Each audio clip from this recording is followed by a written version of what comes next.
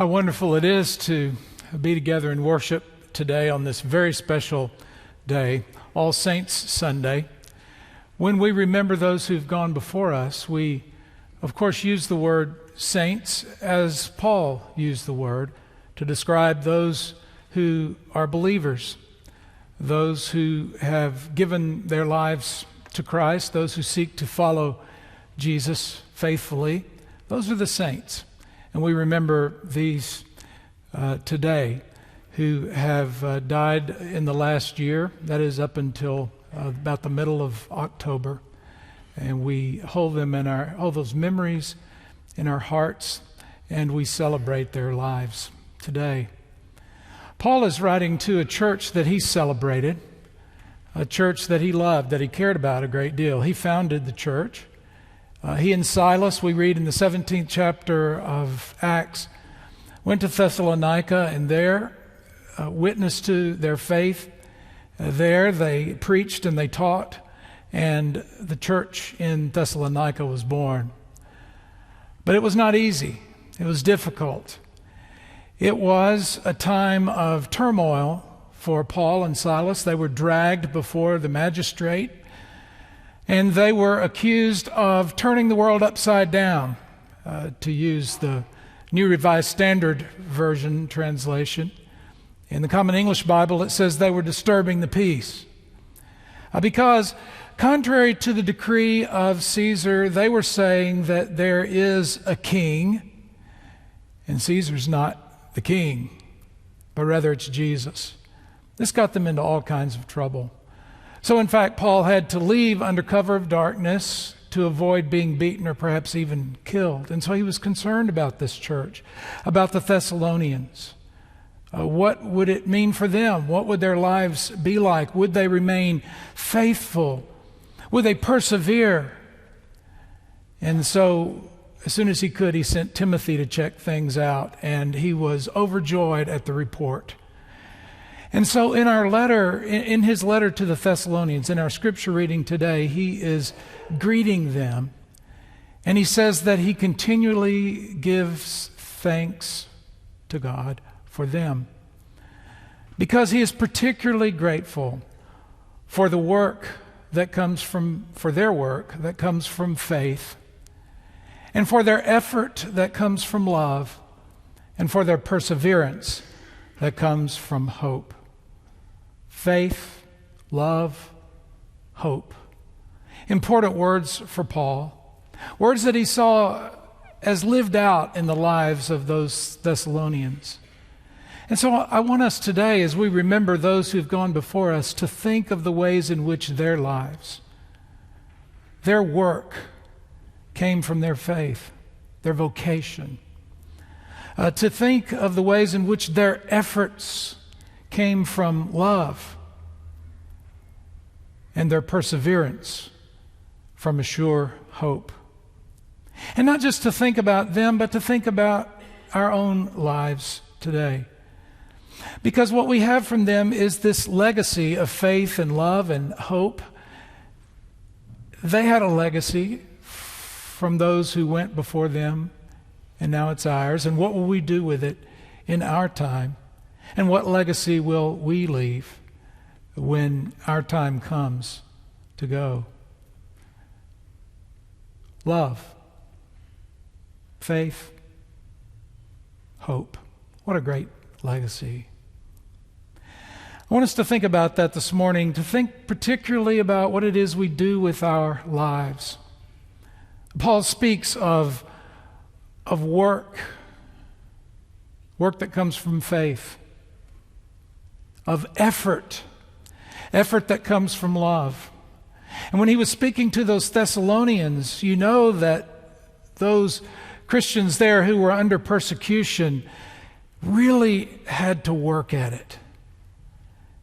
And they needed the work that they did and the effort that they put into it to be motivated by something beyond themselves, something greater, to be motivated by their faith and to be motivated by love. And the question for us is, what about our lives? All that we have and all that we do, what we choose to spend our time and our resources and our energy doing, that's our vocation. That's our life. It's not just an occupation, it's not just a profession, but it's what we do with all that we are. And does that come from faith? And does our effort come from love? This afternoon at 2 o'clock, I will participate in a memorial service at River Oaks United Methodist Church for a man. I will say young man. He would have been 52 this past Friday, on the eve of All Saints' Day, had he lived until then. We will have a memorial service for him. We will celebrate his life, and I'm privileged to be a part of that. But it is a life that when we celebrate it, we will look at the ways in which the work that he did, the vocation that was his, the effort that he put in, how it was motivated in so many ways by his faith and by the love that he experienced, and that then he wanted to give in concrete ways. He had a very difficult beginning, a difficult childhood. He had a severe learning disability, and it was unrecognized, not understood very well in the place where he was and at the time when he was young in school. And so early on he was labeled, and it was not handled in a way that helped him to learn and to move through that. It was difficult for him. Then his mother developed a mental illness that ultimately led to a kind of break for her, and she left the family. His father didn't know what to do. As a 10-year-old boy, he was emotionally disturbed. He was fraught with feelings of insecurity and not knowing what to do, and not knowing if there was any stability in his life, and he became more and more difficult, he would recount later, more and more difficult to handle. And so his father, not knowing what to do, raising his children on his own, and with all these challenges, he enrolled him in a boys' ranch. And he was raised there until he finished high school, finished in that place. But it was a blessing for him in many ways. He found there people who loved and cared for him, listen to this, whose lives were motivated by faith and by love. Almost like Paul's words. They had work that they did. Their vocation was caring for these young people, and it came from their faith. And all the effort that it took to pour themselves into his troubled life and to give him a sense of security and stability that could help him cope, surely that was an effort that came from love as well. He loved football. It became his favorite sport. He became an accomplished kicker so that he was able to get a scholarship to play football at his beloved Texas Tech University. But just before the season started, in the preseason, he was injured. And he couldn't play anymore. Lost his scholarship. Lost his opportunity to attend college there. Had to drop out. He got into trouble, and it was only because of a prison ministry called Kairos that he came to faith. Through that prison ministry, which is a United Methodist ministry, he became convinced of God's grace. He would recount later that there were really two things. He became convinced that God loved him and that God's grace was poured out for him in Jesus. And he became convinced that even though he felt he had no family, he learned that he had a big family, a really big family, and that he could count on the family. It was a difficult time in the next chapter of his life, because as so often happens, when he was released, he became homeless for 2 years. For 2 years, he lived out of the car that he had, and that was it. Sometimes he said he ate out of dumpsters. It was a difficult period in his life. And he remembered in that being sustained by his faith and by the hope that things would be different. And he said, I promised God that if I get beyond this, I will do something for the homeless. Well, it was a kind couple in Dallas who, motivated by their faith and their love, took him in, gave him a place to live, helped him get on his feet, helped him find his mother, and reunited with his mother, who was doing well by this time. He recognized that he once again had a family, this caring couple and his mother. She enabled him to go to the Culinary Institute of America in California, and he went out there and he learned to become a chef. And in 2010, he fulfilled that promise when he started a feeding ministry for the homeless, a ministry that continues to this day and now continues in his memory. All of this motivated, all of this energized by faith, all of this effort coming from love, the love that he had experienced and the love that he then gave. What a testimony. We celebrate this legacy of faith and love and a legacy of hope as well. A perseverance, an ability to keep going in the face of difficulties that comes from hope. Those Christians in Thessalonica experienced that. Imagine the difficulties they faced. Those early Christians in a center of culture and commerce like Thessalonica would experience persecution of various kinds. Sometimes, occasionally, it was physical persecution. Sometimes it was imprisonment. Sometimes it was physical abuse. But when it wasn't that, it was a kind of ostracizing that would cost them everything. Because they refused to worship at the temples to Caesar.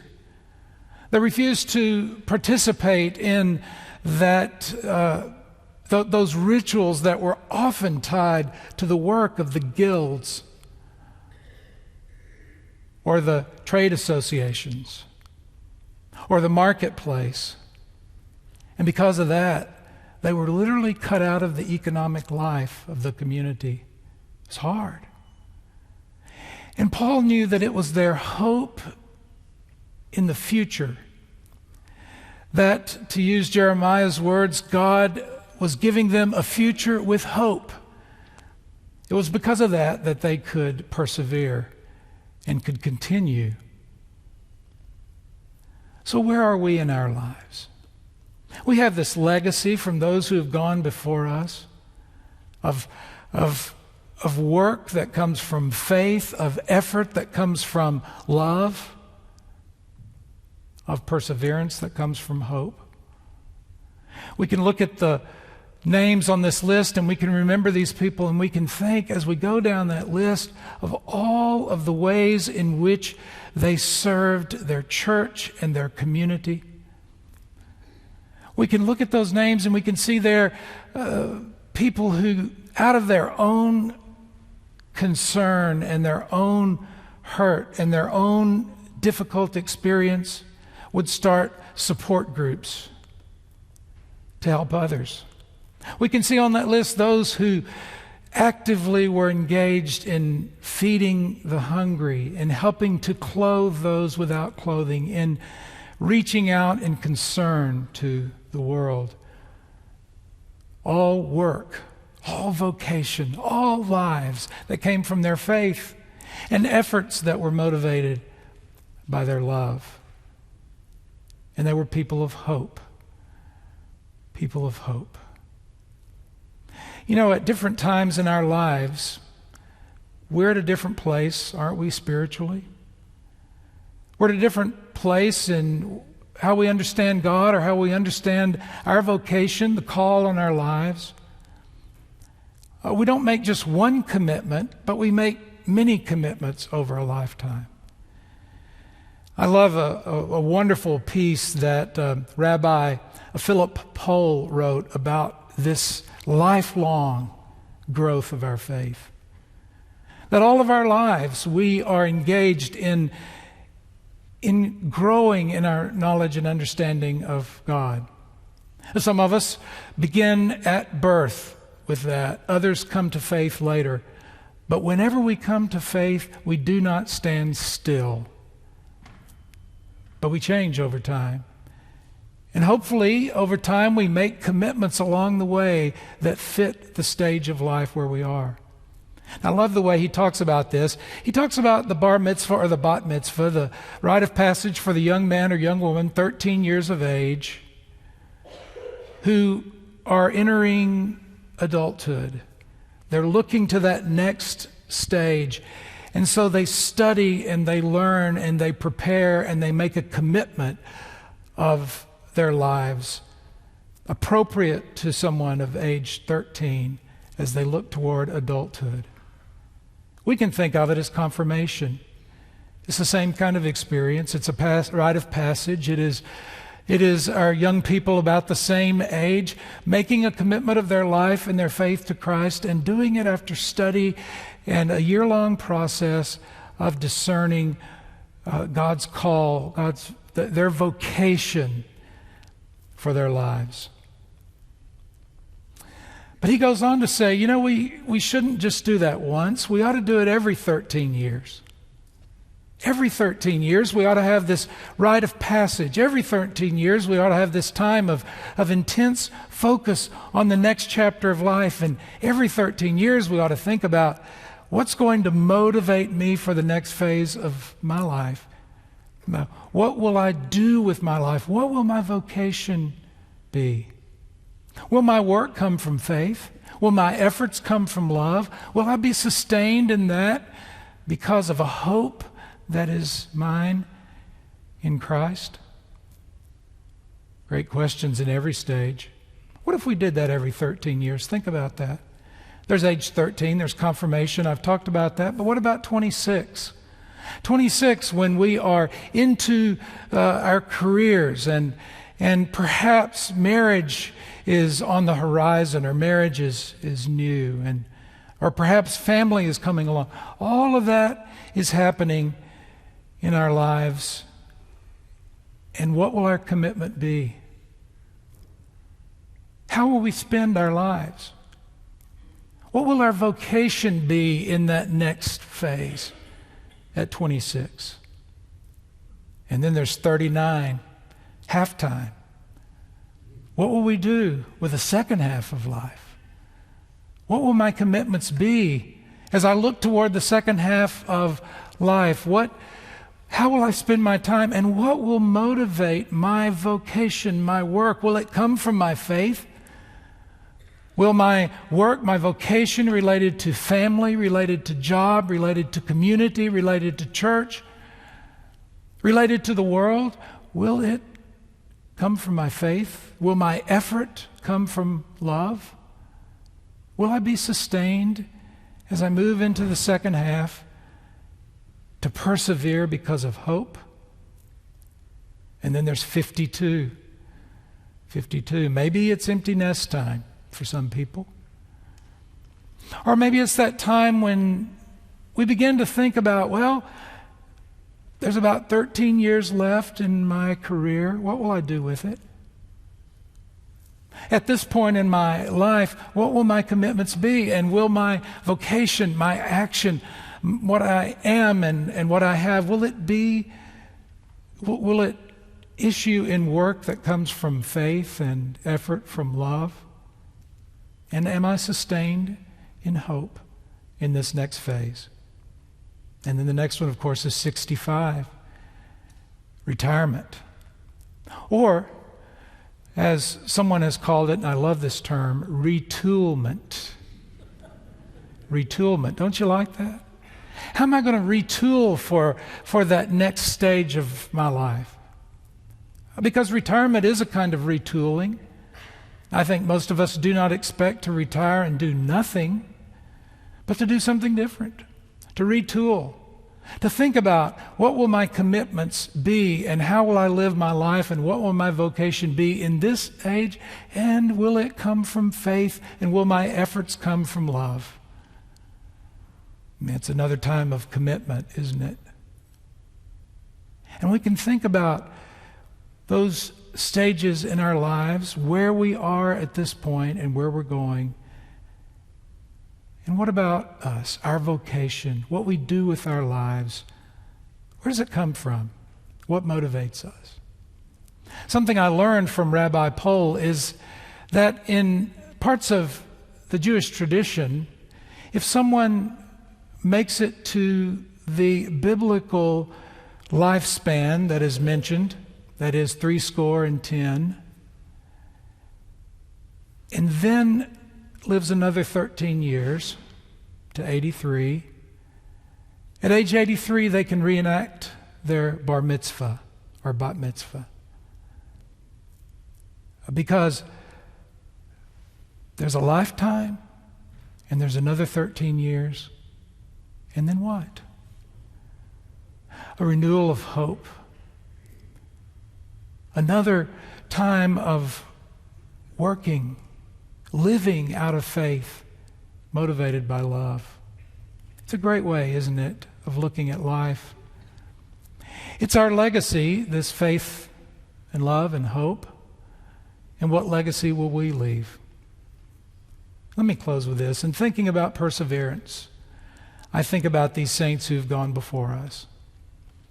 Some of these knew that they would be dying soon. Some of these knew that their time was short. And some of them, in knowing that, were hope-filled.